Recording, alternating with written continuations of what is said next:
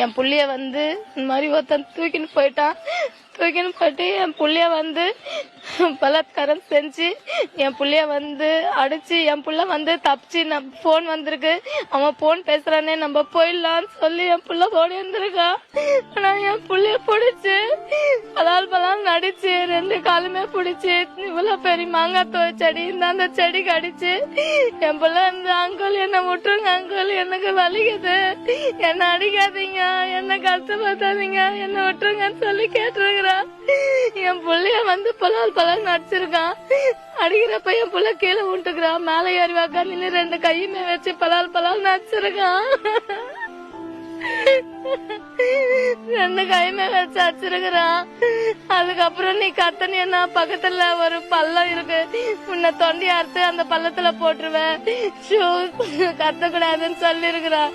என் புள்ள வந்து நம்ம கத்துனா நம்மள கொண்டுடுவானோ சொல்லி என் புள்ள கம்முன்னு இருந்திருக்கா. அதுக்கப்புறம் திருப்பியும் என் புள்ளைய வந்து அடிச்சு வாயெல்லாம் ரத்தம், என் பிள்ளைக்கு மூஞ்செல்லாம் பூச்சி பூரி இருக்கா.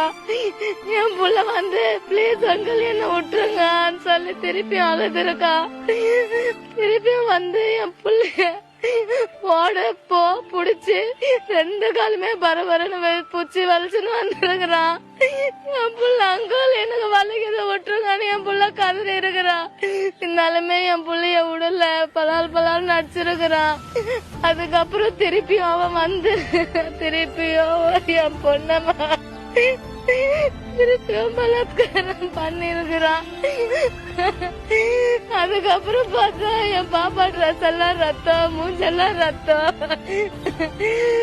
அதுக்கப்புறம் என் புள்ளைய தூக்கினு எங்கம்மான்ட்டு நாங்க எல்லாருமே ஓடுறோம். அவனை எங்குமே எல்லா இடத்துலயும் நாங்க பார்த்தோம், எங்கேயுமே இல்ல சார்.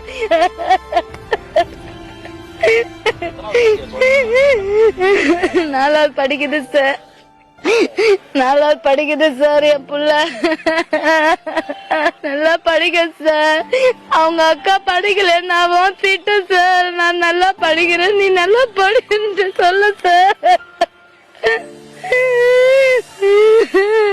என் பிள்ளைங்க நான்